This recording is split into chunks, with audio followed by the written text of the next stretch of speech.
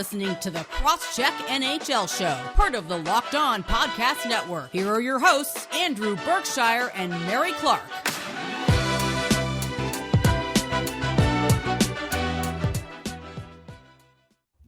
Hello and welcome to the Crosscheck NHL Show. Thanks for making the Crosscheck NHL Show your first listen every Tuesday and Friday. We're free and available on all platforms, now including YouTube.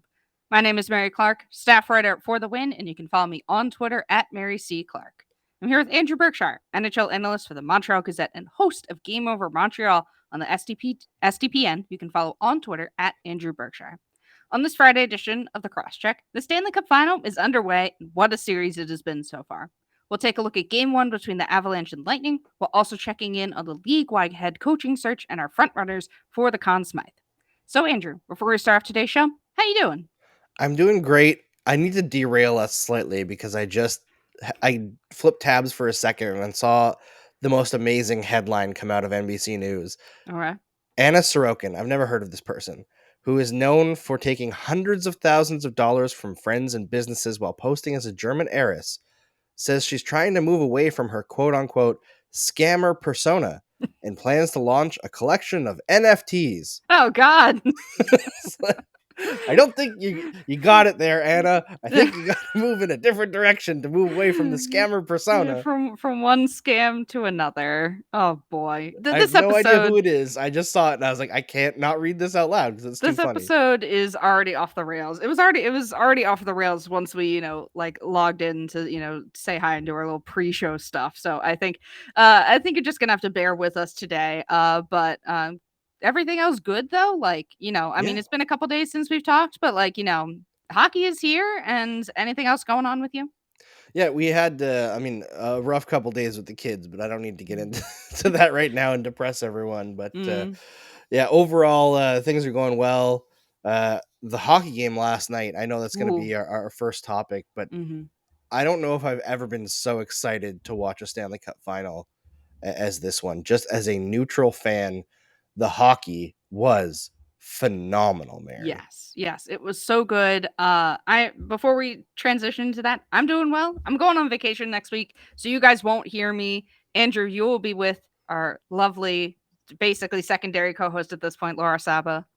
So look forward to that. While I am gone, I'll still be working the Stanley Cup Final for my job, but I will be taking the rest of the time on the beach, and I'm looking forward to that. But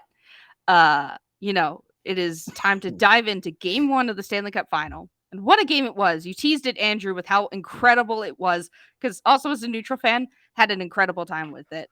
Game 1 happened on Wednesday night between the Colorado Avalanche and the Tampa Bay Lightning. And the Avalanche won 4-3 in overtime. It was a quick overtime, but overtime nonetheless. I know we said after a lot of game ones that, this is the series. This is going to be the one, that is the best out of all of them. But this is it, Andrew. It has to be, right? After all that we saw in game 1 between, the Avalanche taking an early lead, the Lightning battling back, the Avalanche extending the lead again, and then the Lightning, turning back around and are able to, tie up the game. And then it goes to overtime. Andrei Burakovsky wins it for the Avalanche. This is basically a dream come true, right, Andrew? Yeah, 100%. It's the two best teams in the league. It's young and hungry versus veteran savvy. The Avalanche's speed just caused fits for the Lightning during this game, so now we get to see how the adjustments go. I think we're going to see a lot more quick decision-making on breakouts from the Lightning to try to get away from the speed of the Avalanche's forecheck. It's going to be so much fun, and I can't wait to see the chess game of tactical changes between these two coaches. They're, in my opinion, two of the best young coaches in the game. I don't know if people consider John Cooper young anymore because he's been around so long, but he is, as coaches go, pretty young. People forget that when he was hired by the Lightning, he was not considered like a high-end coaching candidate. He was a guy who was a lawyer a few years before that, right? And then he just started coaching hockey and won everywhere he's been, and now has won twice in a row, shooting for 3 times in a row in the NHL. He won twice in a row back in 2006 and 2007, 2008, when he was coaching the St. Louis Bandits as well in the NAHL. He's coached at Wow. every level, won at every Wow. level. It's Yeah. crazy. Yeah, it really is something, and we're getting we're getting such good hockey. Like game 1 is exactly the type of game you want to start off with if you're the NHL, and especially if you're like ESPN, because I know it doesn't matter for Canada, but the games now are on ESPN and specifically ABC. Like this is like you could not have dreamed a better matchup if you were the NHL here, because this is certainly best on best. And we've talked about it before that we've had, Cinderella runs in the past, and no offense to them, but what people want to see is this kind of hockey. And if you're ESPN and ABC and all of them, and you're trying to bring in new eyes to the sport and trying to get even just casual people, casual sports people that are like, all right, I don't have time for hockey. It's never interested me. I'm gonna try game 1 of the Stanley Cup Final just because, like, I just want to see. And we start out with what 2 goals in the first 10 minutes for the Avalanche, and Vasilevsky looks really shaky early on. Like it could have gotten out of control early for the Lightning, but they were able to bring it back. They were able to cut the lead, 2-1. But yeah, like I think this is everything you could have wanted as, a hardcore hockey fan, but also if you're a casual fan tuning in, like you got to see so much in that game. Like the game didn't go on too late either. We got a bit of overtime, but it wasn't too long, so like it didn't like drag on forever. It was, I think, perfectly paced, exactly what you would have wanted from a game 1, and I couldn't be happier. Like personally, I had predicted the Lightning are winning the series, but I had the Avalanche taking game 1 because they're at home. And the Lightning have started slow in now 3 of 4 series they've played. They lost the first game in 3 of 4 series. The only time they didn't was when they faced the Florida Panthers and swept them. That's right. So, that obviously you can't count out the Lightning yet because it's only one game. But my God, we've been treated to such an incredible show so far. And I know we've talked up a lot of game 1s, especially game 1s involving the Avalanche. And, they haven't really, like paid out in the way we thought they were going to, but I don't think the series is going to let us down. But I do expect Tampa Bay to come back with a counterpunch in game 2 because they did. They did counterpunch in game 1. Like I said, they were down by scores of, I believe, 2-0 and then 3-1, and then were able to battle back, and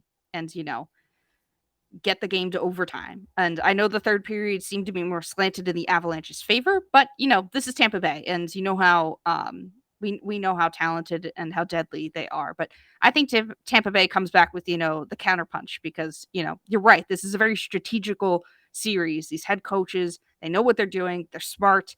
And John Cooper is an incredible coach in terms of like the between the game stuff. Like he's able to just make the adjustments needed and stuff like that. But there was a little bit of uncharacteristic stuff from Tampa Bay. Some costly turnovers, especially the one that led to the overtime goal. That didn't look as sharp, and I think that maybe extends from the first 10 minutes with Vasilevsky not looking like the world beater we all know he can be, right, Andrew? Yeah, 100%. And Vasilevsky is going to have to be the difference maker in this series because the one area where the Lightning have a very distinct advantage over the Avalanche is in goal. Darcy Kemper, again, did not look great in this one. He kind of looked a little bit better after giving up the third one. And let's face it, both these goalies gave up 3 goals in their first 15 shots faced, which is not great, although much more entertaining than Oh yeah. than a 0-0 shutout into overtime. But Vasilevsky, this might be his worst game of the series. Yeah. He's struggled in game 1s throughout these playoffs. If he's able to create a wider gap between himself and Vasilevsky, then the Colorado Avalanche are going to have to find yet another gear because the Lightning are going to be able to score on Darcy Kemper. They demonstrated that last game. I think the Sergachev goal he really should have had. I think people debate on Nick Paul's goal because his positioning wasn't great, and Eric Johnson wasn't great on that one either. But the Andre Palat goal, I don't care who you are, you're not stopping it. Yeah. That was just a all-world play from Kucherov. Oh yeah, Who the does it pass was so so good. often. Oh Yeah. my God. What an It incredible was pass. it was such an incredible goal. And my question for the next game is after this game, I think Makar and McKinnon were a little bit quiet. and Mhm. Vasilevsky was less than we expect him to be. So, is it the pairing of Makar and McKinnon that takes over next game, or is it Vasilevsky who takes over next game? I think Mhm. that's the biggest storyline to watch. Yeah, absolutely, because, like, the Stars were kind of quiet. It was more of the, ancillary depth pieces. I don't even wanna calling Andre Palat an ancillary depth piece feels wrong, but, like, that's his role on the team. Like, he's not the name brand recognition you have with, Stamkos, Kucherov, Hedman, Vasilevsky. Like, Yeah, he's he's a complimentary player. yeah, and he's under that tier, but he's shown up so much in these Oh, playoffs. he's been amazing. I think we talked about him before. But yeah, he's just been really incredible what he's done. I mean, you also I think shouted out Valery Nikushin on the Avalanche's side, We who is also did. having a very similar playoff experience, I think, to Palat. Like they fill the same, I guess, niche I guess on their teams because the stars on the Avalanche too. You got your Makars, your McKinnons, your Landeskog's, and Kadri if he was playing, and he very well could because the signs have been pointing to that he very could well play in this series. But like Nikushkin is on a tier lower than that. But it really seems like the depth pieces have shown up for both sides here. And that's been really neat. I mean, that's like the hallmark of a great hockey team is that, like, even if your stars aren't producing, your depth pieces are able to rise and fill the gaps as needed. And, those two players, Palat and Nikushkin, have just been, I think, exemplifying that in these playoffs overall. And they both had goals, or I know Nikushkin at least had an assist. So Yeah, yeah, Nikushin scored the okay. second goal, and I think Arturi Lehkonen scored the third goal. Yeah. And the first goal was Gabe Landeskog for the Avalanche. So Gabe Landeskog obviously plays in the first line, Yeah. but Lehkonen and Nikushkin and Burakovsky, who scored the winner, Mhm. all secondary scorers for the Avalanche coming through in game one.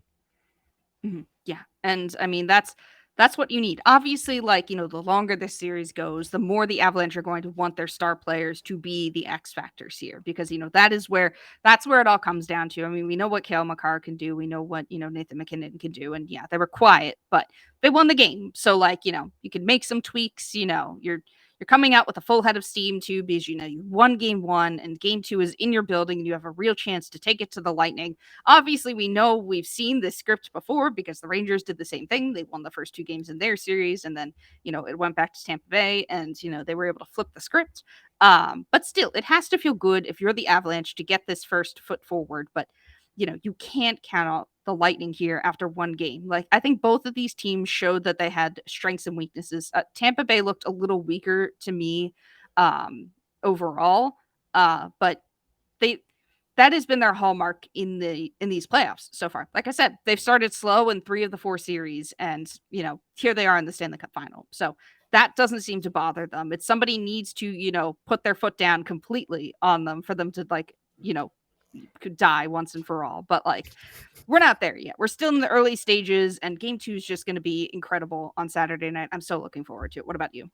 Yeah, if you let the champions up off the mat, it's a huge mistake.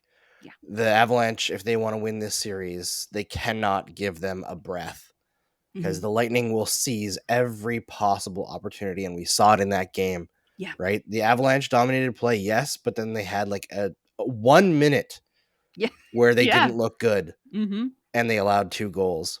I like again, like utter respect for the Lightning; they're incredible, but you can't let them up off the mat. You can't give them any No. opportunity. And I think the Avalanche actually played really, really strong defensively in that game, but all it takes is that 1 minute, right? And Yeah. Darcy Kemper not having the greatest night. So we'll see uh, what happens the rest of the way through. I still think Colorado's got this series, Mhm.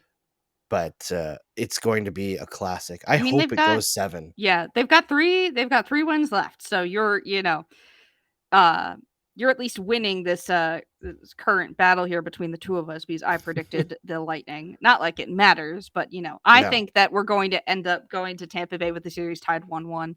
But I could be wrong. Like the Avalanche could continue their, incredible, defensive strength at home, you know, rallied on by the crowd and whatnot. It's going to be great. Definitely don't miss game 2 because the series so far has, delivered, I think, on everything we've wanted. And I think it's just going to continue. I also hope it goes 7 because we deserve it, honestly. Like this is the final that if you're just like casually listening to this, if somebody has it on like in the car, like if you're not even a hockey fan and you're somehow listening to this, you want to turn on this game. You want to watch the series because it's not missed. Like you can't miss this. It's not missed TV. So I think we're going to end it there, though. And we're going to shift from the playoffs to talking about a bit of the coaching searches that have been happening because, one head coach has already been hired and one on the way, at least as of Thursday. By the time you hear this, the Philadelphia Flyers may have already hired their head coach. But we will talk about that coming up right after this. Our partners at BetOnline continue to be the #1 source for all your betting needs and sports info. Find all the latest odds, news, and sports developments, including this year's basketball playoffs, Major League Baseball scores, fights, and even next season's NFL futures. BetOnline is your continued source for your sports wagering information, from live betting to playoffs, esports, and more. Head to the website today or use your mobile device to learn more about the trends and action. BetOnline, where the game starts. We have an important favor to ask you. We put together a survey so we can learn more about listeners like you and make your favorite Locked On podcast better. This is your opportunity to tell us what you like and what you don't like about Locked On Podcasts. Go to lockedonpodcast.com/survey right now to get started. It won't take very long, and everyone that completes a survey can qualify for a chance to win one of 10 $100 Ticketmaster gift cards. Take our audience survey. Go to lockedonpodcast.com/survey. Thanks for your help. All right, Andrew. So the coaching searches, we talked about it, I believe last week or a little bit ago. That the NHL coaching search has been kind of clogged up a bit by the fact that Barry Trotz is essentially holding up the market because, he's got basically carte blanche pick to, go wherever he wants to go. And nobody wants to sign a head coach when Barry Trotz is still out on the market. But then we had the Boston Bruins firing Bruce Cassidy basically a week ago now. Like it feels like it was at least a week ago. So that kind of accelerated the timeline for some teams. And Bruce Cassidy has basically only lasted on the job market for a week. And he was hired by the Vegas Golden Knights. And I feel like I heard people say that this was like a really good move. I don't know if you were the one that mentioned it, Andrew. It might not have been you. It might have been another podcast I was listening to. But this feels like a really good move overall. But boy, Bruce Cassidy did not stay on the coaching market that long, did he? No, I think this is the perfect move for Vegas. My view on it is Bruce Cassidy took over in Boston at a time when they had great underlying numbers, great structure from Claude Julien, but they weren't scoring. And he kept the structure and changed things offensively so that they started scoring at some of the best rates in the league for the next 5 years. The Vegas Golden Knights, great structure under Peter DeBoer, never really scored at the level that you would expect a team that talented to score at. Bruce Cassidy's coming into the same situation with arguably more talent in their prime years than Boston had. I think this is going to be a perfect fit. And there were some great things that came out of his his press conference today. I saw there was a comment on the stream chat from a Vegas fan saying it's going to be really tough to get used to a coach with hair, which is great. Oh yeah, you're right. Gallant and DeBoer, both bald guys. And Bruce Cassidy himself says he saw Alex Pietrangelo win a Stanley Cup a little too closely, to be honest with you. For those who forget that Cassidy was coaching the Boston Bruins at that time. Yep. Yeah. Like you said, I think this is a really good move. It keeps the Golden Knights competitive, which is what they wanted. Obviously, they have a lot to sort out with their, salary cap situation. But that's not Bruce Cassidy's deal. He just has to coach the team that, ends up, being on the ice. So there's still a lot of moves for Vegas to make because they really have to clean up their salary cap stuff. I don't know the specific number, but like they are cap strapped as can be, and they have decisions to make in terms of players and stuff like that. But overall, if the team can at least make smart decisions this offseason and move around some players that they don't necessarily need, sign some guys for cheap if possible. I think the Golden Knights will be able to take advantage of what seems to be, a weak Pacific Division because I don't know if it's necessarily weak when you have teams like the Oilers and the Flames who, both made it pretty far in the playoffs. but like the floor in the Pacific Division is, further than the basement at this point. So I think that there is room there for Vegas to, jump in and take that, be in competition for that top 3 spot. Because it doesn't look like teams in the Pacific are going to be super competitive. But we'll see. It's very possible, but I'm really looking forward to, a Golden Knights coached like team that, has Bruce Cassidy at the head. And I'm glad he, didn't stick around on the coaching market for too long. He was too talented of a coach not to be picked up by somebody. And it seems like the circumstances around his firing in Boston were, pretty Gross. pretty gross. I don't think we touched on it because I don't know if that information was out yet when we talked about his firing, but I believe the Boston leadership went to his house to fire him, which is very unusual. You don't see that quite often anywhere. Well, So I yeah, think it was also that they told him that he'd be safe. yeah, they told him that he'd be safe, and then like a couple weeks later, they went to his house to fire him. So it wasn't it didn't end well in Boston for Bruce Cassidy. And I know Vegas, like you're going from Boston that did that to you to Vegas, who has had issues in terms of telling players that they also have been traded, like Marc-Andre Fleury. They are as business as they come and as cutthroat of a business as they come. Yeah. But he's there for a reason. And like I said, I'm looking forward to a team coached by him again. I'm looking forward to seeing what he can do.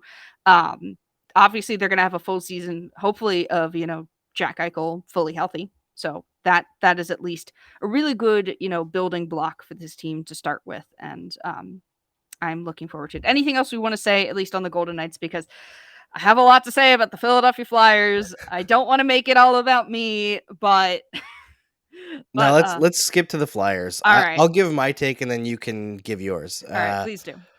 My take on this is, I think we've talked about Tortorella enough this year that everyone knows who listens to us that we don't think that he's necessarily a good modern coach, not in terms of strategy, just in terms of his philosophy.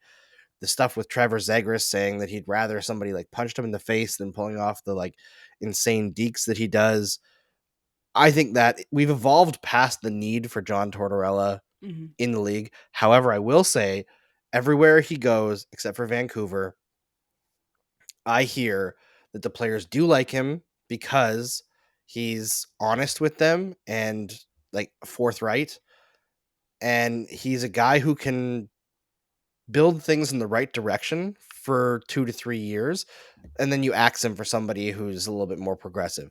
So if the Flyers are looking at this as, we're going to bring back our identity, which has been kind of lost over the last few years, and we want to be the Broad Street Bullies again and play a hard-nosed game, bringing in John Tortorella makes sense. And then when the players get tired of him and maybe they're ready to compete, you get rid of him and bring in another coach that keeps that identity but takes them to the next level. If that's the plan, I can get on board with that. It's just, I don't know if I would have done it. It's a gamble. It is. It's a gamble because I think I've talked about this. The Flyers are on like a precipice, basically. They could go two ways. And this coaching hire, can bring them to one of two places. Either John Tortorella does what he's always done, is able to get the Flyers playing at a better baseline, basically. The more hard-nosed hockey that you expect of a team that had the Broad Street Bullies as their moniker for years and years. And getting them playing more like themselves, because teams from Philadelphia have this they're dumb, but like a lot of teams from Philadelphia, like there's a reputation about Philadelphia sports, and earned or not in certain respects. Like you would expect a team from Philadelphia to play a certain way, especially in hockey, where, like I said, the Broad Street Bullies moniker has followed them around for years. And this Flyers team has not been that for a long time. And returning to that sort of baseline could be good and might potentially, like, it could turn them into a contender in the future, not now, in the future, if moves are made that they're able to, turn the ship around and, either cobble together pieces, or some of their prospects do end up working out. The luck basically finally starts to turn here for the Flyers. That's one end of that. And John Tortorella, I think, can fit in that plan, because you're right. He's a coach that you can have for 2 years and, get a lot out of the players, get them wanting to compete, wanting to win. And he doesn't have a long shelf life, but who does? Not a lot of coaches do in the NHL. It's rare exceptions where you get that. The other path is that this doesn't work. The Flyers, as a fundamental, overall whole, they're broken at a fundamental level. Their players just aren't good. The system is bad. Nothing can, the mix continues to be bad for this team. There's just something rotten in the state of the Philadelphia Flyers organization overall, in terms of their players and the front office and the way that they see things going, and they just continue to be bad. And they continue to be bad for a long time because their front office doesn't want to change things. Their front office core is basically the Broad Street bullies. So there's a reason why they want somebody like John Tortorella to, be the coach of this team for the near future. But they're also not great hockey minds. They are stuck in the 1970s. And, we've seen how the NHL has evolved. And, you've got teams like the Colorado Avalanche and the Tampa Bay Lightning in the Stanley Cup Final. And if you look at them and you look at the Broad Street Bullies model that the Flyers are trying to emulate, they're not the same. The Flyers will never be close to competing on that level. And that is the bad ending here. And I think we're trending towards the bad ending because I've seen what the future of the NHL looks like. And it looks like the Colorado Avalanche. It looks like the Tampa Bay Lightning. It looks like, the Florida Panthers, if they can, have their goaltending and, their offense all working at the same time. It's like the Calgary Flames and stuff like that. It's those teams. It's those teams that are the future of the NHL, not the Philadelphia Flyers of the 1970s. And that's a fundamental, viewpoint shift that the organization would have in order to come to that conclusion. They are not going to, because Bobby Clark is at the helm of this team in terms of the front office. I think Paul Holmgren is there too. This is the management core the Flyers are working with. What they're going to look for. Who they want to coach their team, and what they want to build their team around. That's why I don't have a lot of hope in the Flyers. Sure, John Tortorella might, elevate the play a little bit of this team. He probably will have some really good content moments. I'm looking forward to Gritty interacting with John Tortorella, because, my God, that is at least... The content there is incredible. I want it to happen so bad. I need all of the Gritty and John Tortorella content, because I don't know. That's all I want out of it. Yeah, that's all I want.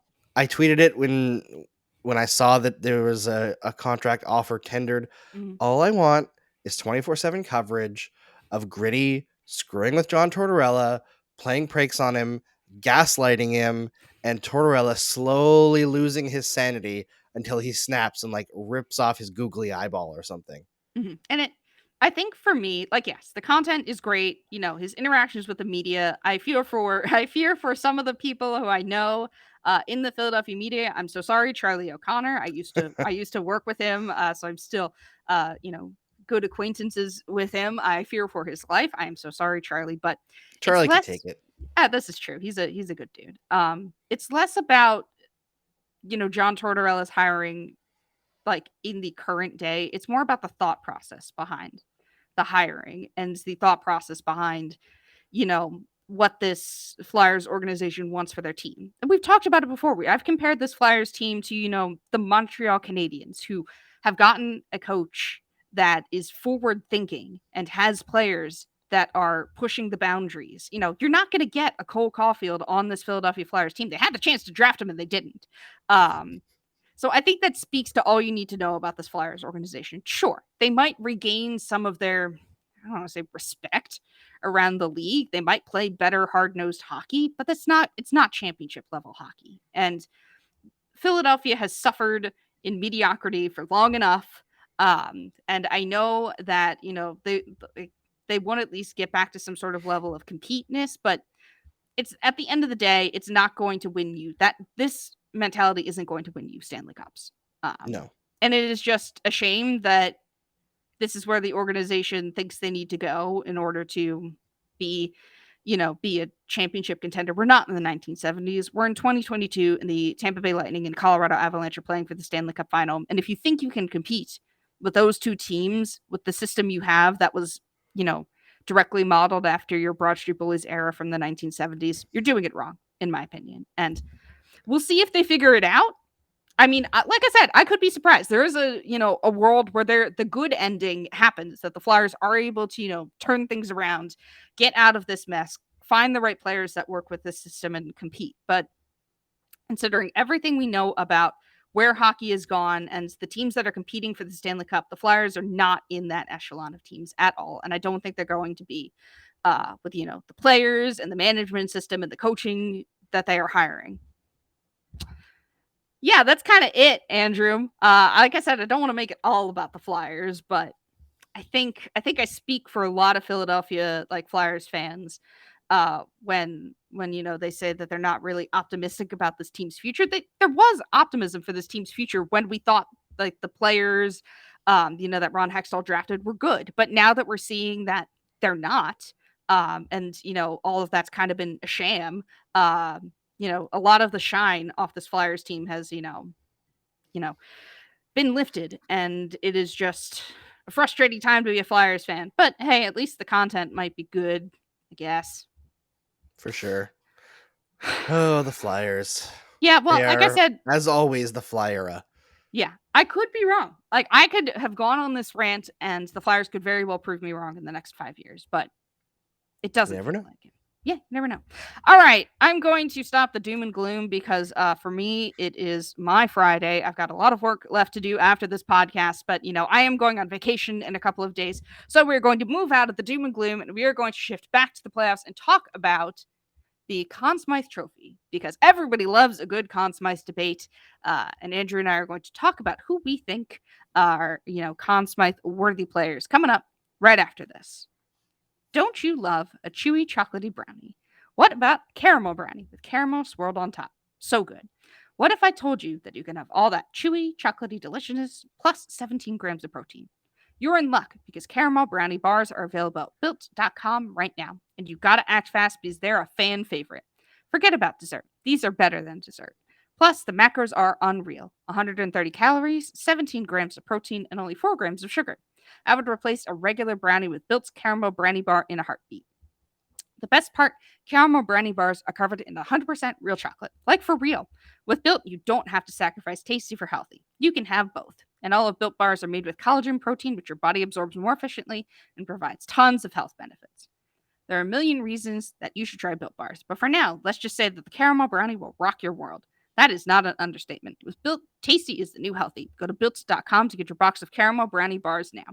So go to Built.com and use promo code LOCKED15 to get 15% off of your order. Use promo code LOCKED15 for 15% off at Built.com.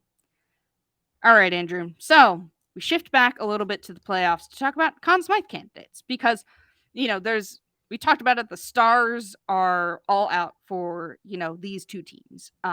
And I know we're going to talk a lot about Avalanche and Lightning players, but I do want to ask, is there ever a world you think in which a player not in the Stanley Cup Final could win the Conn Smythe?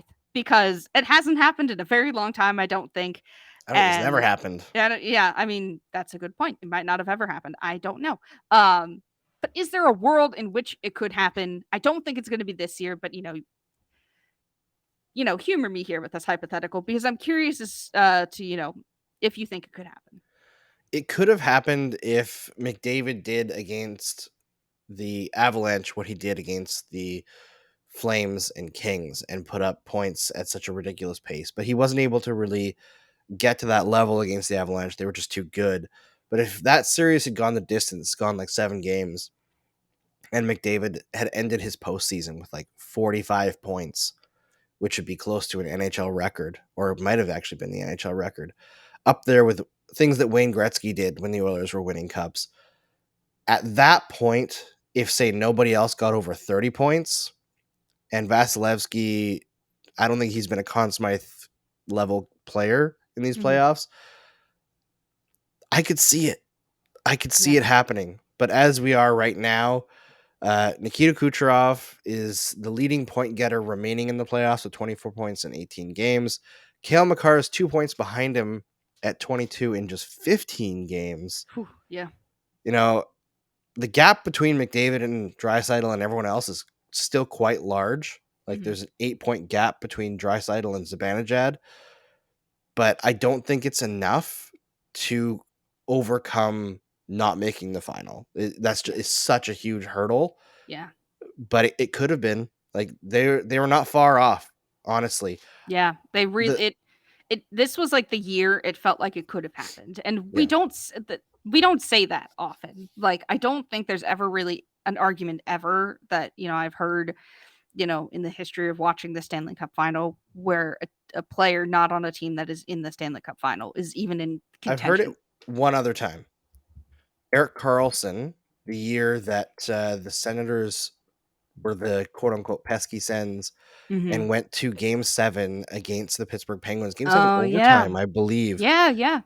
And I believe Carlson had, I mean, it wasn't even that crazy, really. It was 18 points in 19 games, but he was just so incredible. Like No, to yeah. watch every game, he was in control. He was the reason that Senators team was so great and like just far and away above everyone else that they had faced. Mhm. He was in the conversation, but again, not even close to the level that you would need to be at to win a Conn Smythe or get votes when you don't make the final. Yeah, exactly. But I wanted to at least ask the question first because it's a thought that's been on my mind for a bit. But shifting to the two teams that are in the Stanley Cup final, the Colorado Avalanche and the Tampa Bay Lightning. You said that you don't think Vasilevsky currently is having a, Conn Smythe worthy, playoffs. Is it possible that, he goes on a run in the, next half of this, series? And could that change for you? Because like I know his numbers his play hasn't been as good as he has been in the past. He has shown up when needed. But as you saw in the first 10 minutes of game one, he's looked a little bit shaky, a little bit mortal in a way we don't often see him. But do you think that could change as the series goes along? 100%. If the Lightning win the Stanley Cup, Vasilevsky will be he will have to be a contender for the Conn Smythe. He will have to Mhm. be brilliant. The Colorado Avalanche are such an offensive machine. He will have to show the form that he showed against the Florida Panthers in the last few games against the Rangers. Like he's had periods in these playoffs where he has been himself. Mhm. And then he's had periods where he hasn't been. So he's just been more inconsistent in the last couple of years. I mean, his save percentage overall is fine, but I think we have to recognize that the Lightning are playing a significantly better shutdown defensive style this year than they Mhm. have in years past, where they relied a little bit more on offense, and Vasilevsky just kind of bailed them out when they needed it. So it's an interesting idea, but yeah, the finals can change everything. Yeah. Like the rest of the playoffs matter for sure, but even though it's 75% of the way there, the final counts for, I would say, over half of Mhm. how people vote in the Conn Smythe. Is there any world in which a top star isn't the Conn Smythe winner? Because, like we said, Vasilevsky is, by the numbers, still great goaltender, but has had moments he's looked mortal. Cale Makar, I don't know if he had any points in game one. Like a lot of the stars were quiet in game one, but the the heroes so far have been, I keep turning back to Andre Palat and Valerie Nikushkin. Is there Yep. any possible way that they could get, depending on who wins, they could get votes, they could be seriously considered? Because like I said, the Stars have been, good and great so far in the playoffs overall, but the series, like the Stanley Cup final, if you perform incredibly in the Stanley Cup final, that's what a lot of people zero in on because that's when it matters the most. It's the Stanley Cup final. This is all you have to play for. So, is there any possible way guys like those could get votes, could get consideration, especially when you don't have, at least through game one? Obviously, like you said, things can change, but like there's hasn't been a real standout star from the, typical names we all know. Is it possible? I think so. I think, if Val Nikushkin scores 3-game winning goals en Mhm. route to the Colorado Avalanche winning the Stanley Cup, definitely he could win the Conn Smythe. If Andre Palat continues to do in this series what he did against the Rangers, he Mhm. could win the Conn Smythe. Yeah. I think the biggest hurdle, because I still think the Avalanche are going to win. I think the number one contender for the Conn Smythe is Cale Makar. Yeah. And it's tough for me to go against it. He's second in points in the players remaining in the playoffs, first in points per game. He plays 27-12 Mhm. per night. Like, Yeah. he is just incredible. And I know that he and Devin Taves got deked pretty hard by Kucherov in the first game, but Mhm. it's Nikita Kucherov. It's going to happen once in a while. Yeah. They've been so incredible at both ends of the ice. Makar, like, he shut down Connor McDavid. Yeah. Like, no one else can do that. Yeah. I mean, coming into this discussion, Cale Makar was my number one as well. And it, not that it doesn't seem close, but like, it's hard. We're still at the There's beginning a of the bit of a series. gap right now. Yeah, there's a bit of a gap. And we're still at the beginning of the series. Obviously, game 2 is on Saturday. So, like, obviously things can change. And, narratives get crafted about heroes in these, Stanley Cup finals. So if, like I said, the Andre Palats or the Valerie Nikushkins, continue to, make that, mark on this series, it's possible. But yeah, the front runner has to be, at least right now, be Cale Makar, because he's doing incredible things and doing it offensively, defensively, and with such a high time on ice average. Yeah. He's just doing it all for the One Avalanche. I mean, player not to write off as like a sleeper candidate, if he mhm, comes back and plays in this series, Nazem Kadri. yeah, If he's a huge factor, say the Lightning win the next 2 games and then Kadri comes back and he mm, scores like 6 points in the final 3 games and the Colorado Avalanche come back and win it. yeah. I could see Kadri winning the Conn Smythe because Oh, he's and that just would been be, so gritty. He's been so mhm. excellent during these playoffs. Like, career year, phenomenal year And the overall for Nazem Kadri. overall meta narrative around the whole thing with the water bottle stuff and the Yep. racist things he's had to go through would just make that story all the sweeter. And isn't that what we want from our hockey, is the narratives and stuff like that? I We know want the stories for sure. we want the stories. Obviously, you want good games and stuff like that, but sports is all about narratives. At the end of the day, it really is. The rise and fall of teams. The underdogs. That's why Cinderella stories are so, you know, incredible Enticing. for people. Yeah, enticing. You want to see them succeed because it's a, David Goliath situation. So yeah, that would be an incredible story. It is tough though because, obviously he's out with an injury. We don't know when he's going to be back and if he's even going to be 100% when he's back. So that would be the long shot, I'd want, just because like I said, the story is incredible, especially because like, before these playoffs, he was always known to be a detriment to his team in the playoffs by making bad hits and taking himself out of series and not being the not basically rising above his red mist type of thing, but this playoffs he's been able to show that he's been a different type of player. And it would overall make the better narrative, but it's such a long shot with things that would have to happen to make it happen. But anything else we want to say on the Stanley Cup final? Because by the time you hear me next, the series, the final could be over. True. M- So I am looking forward to though listening to you and Laura talk about the Stanley Cup final, because it's always good to have new perspectives, and Laura's great. And yeah, it is. I'm looking forward to it, but I still stand by my pick of the Lightning in 6. I think this is going to go back and forth until the Lightning are able to, take control of the series. But my God, what a great series this has been so far. I'm looking forward to Saturday. But yeah, we're going to move from here to our pop culture segment, where we are going to talk, I think, heavily into spoilers about Obi-Wan Kenobi. So, if you don't want to hear spoilers, you can duck out now. But we will talk about that coming up right after this. This episode is brought to you by Rock Auto. With the ever-increasing numbers of makes and models, it's now impossible for your local chain auto parts store to stock all the parts you need. Why endure often pointless or seemingly intimidating questioning and wait while the person behind the counter orders the parts on their computer, choosing only the brand their warehouse happens to carry? You have computers with access to rockauto.com at home and in your pocket. RockAuto.com is a family business serving auto parts customers online for 20 years. They have everything from engine control modules and brake parts to tail lamps, motor oil, and even new carpet. Whether it's for your classic or daily driver, get everything you need in a few easy clicks delivered directly to your door. The RockAuto.com catalog is unique and remarkably easy to navigate. Quickly see all the parts available for your vehicle, choose the brands, specifications, and prices you prefer. Best of all, prices at RockAuto.com are always reliably low, and the same for professionals and do-it-yourselfers. Why spend up to twice as much for the same parts?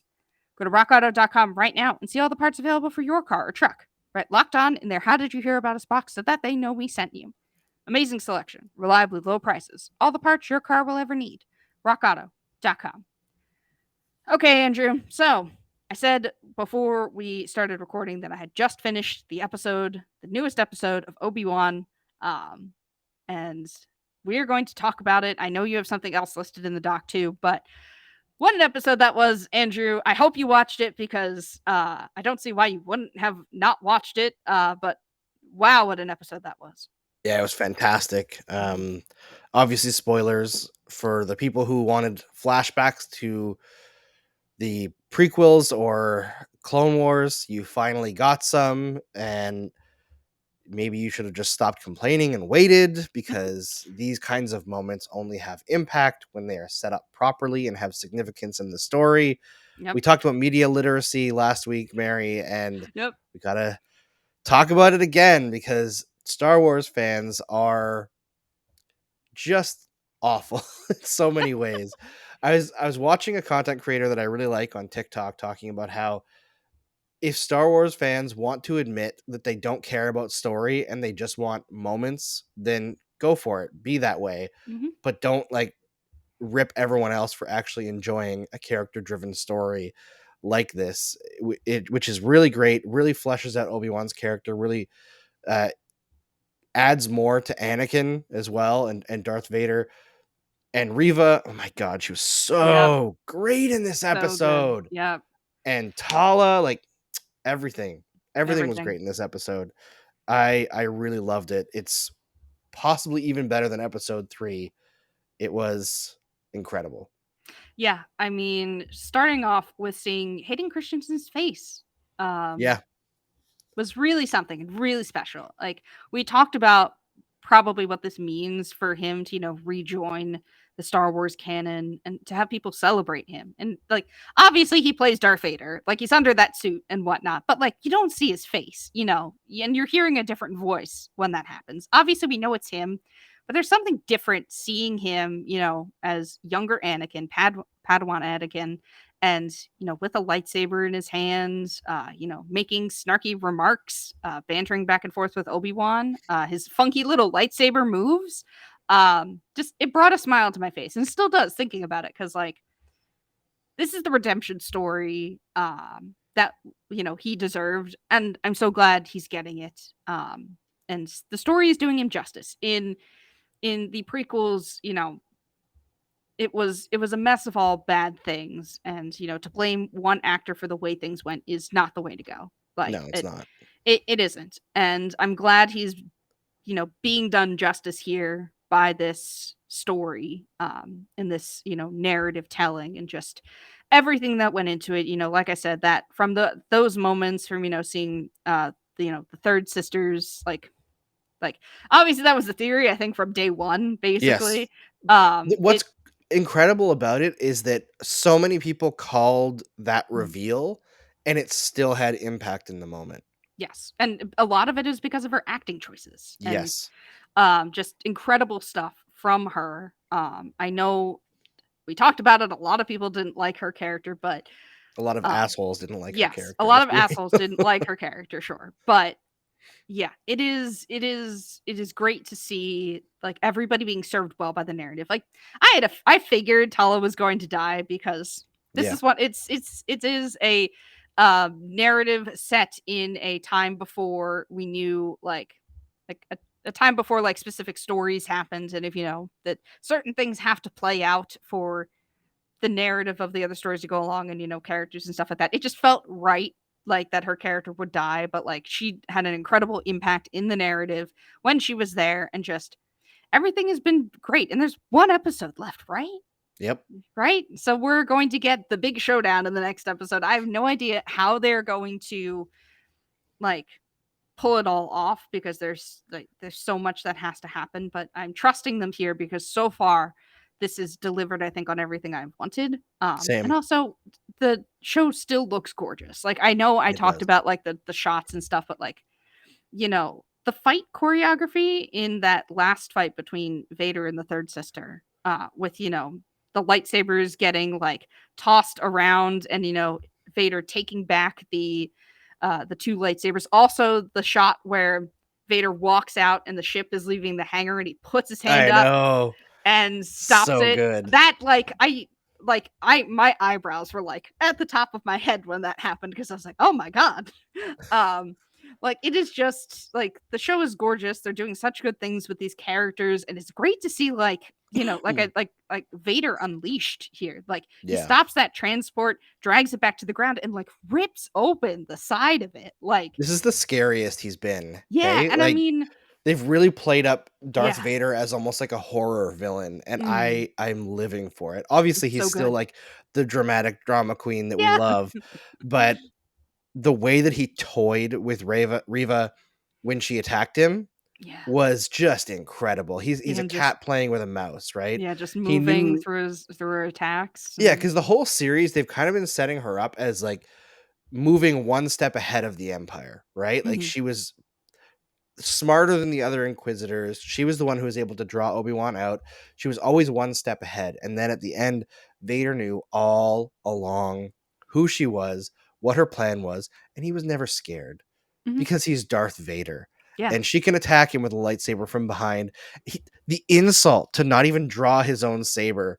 And he's yeah. just like, I'll just block it with the Force and throw you around and then It's like break your saber the and I'll toss one back to you so that you mhm. can fight me. I It's thought that was just, really the oh, chivalry of that moment, and, like, I know it was more like him playing than the chivalry, but I was like, "Respect, Darth Vader, respect." It reminds me of that scene in The Matrix with Neo and, like, just blocking all the punches, right? That's it. 100%. Yeah, yeah, yeah. The very, very similar vibe, except it's the antagonist doing it. Yeah, it is. Yeah, what a great show. I'm obviously not going to be able to talk about it next week, because I will be gone, but just I'm sure I will enjoy it. So, props to Star Wars for making another really great show. I know I fell off of the Boba Fett train, but they've done a great job here of keeping me engaged week to week, telling a great story with great characters. And I'm looking forward to seeing how it ends. And I'm sure the final battle between Obi-Wan and Darth Vader is gonna rock. Oh, So yeah. looking forward to it. And obviously there's a bit of drama, with Tatooine and Luke and all that. He's obviously going to be fine because the story Yeah. has to continue on, but there's at least a little bit of drama there to keep us hooked until next week. But before we end, you had Miss Marvel in the doc to talk about. So how's Yeah, it going? before we do Miss Marvel, I just wanted to say one last thing. I have enjoyed how much they've kind of stuck into, like, the tiny gaps in Mhm, the original series, right? And what I liked about this episode is they basically set it up as Vader is failing because he's still that impatient Padawan, right? And mhm, one of the lines in the flashback at the end of it was Kenobi was saying, like, until you learn your limitations and, like, what's holding you back, as long as you're so focused on winning, you mhm. will always be the Padawan. And at the end, you can see through the mask the emoting of, like, him feeling foolish for still Yeah. being the Padawan. And then it brings you back to that line in A New Hope when he says, the last time we met, I was but the learner. Now I am the master. And Mhm. they've kind of created a cohesive Yeah. bridge Yeah. from not just Revenge of the Sith, but now this, where it doesn't seem out of continuity. I love it. It's masterful. Mhm. All respect in the world to Deborah Chow and the writers of this series. But Miss Marvel, I don't want to go into spoilers because I don't think you're caught up yet, Mary, No. but this show is so friggin' enjoyable. I cannot wipe the smile off my face while watching it. It's like Spider-Verse combined with Kim's Convenience, which is a show up here Mhm. in Canada. It's just heartwarming, pure. It's so cute. I love it. I love Amon Vellani. I love all the characters. Her mom gets fleshed out more in Ooh, the second nice. episode, gets to have a little bit of fun. So she's not just like the strict immigrant mom stereotype. I love her Mhm. dad so much. Her dumb brother is really funny. Like, it's great. All right. I like I said, I had only watched like the first 20 minutes or so, but like, you mentioned, like the mom, the dad, the brother all getting like, more screen time and more moments. And I'm like, I enjoyed like them at the outset. I thought they were unique characters from like the 20 minutes I saw of them or whatever, like not even that. So like, yeah, that's really great to hear.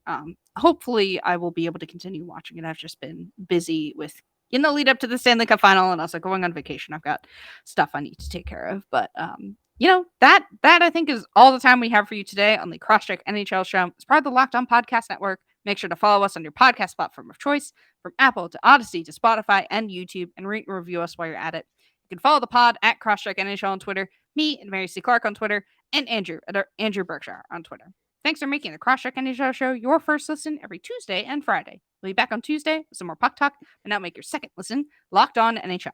From first-round matchups to each Stanley Cup kiss, Locked On NHL covers the playoffs like no other. Hear the latest news and opinions from local experts every Monday through Friday. It's free and available wherever you get your podcasts.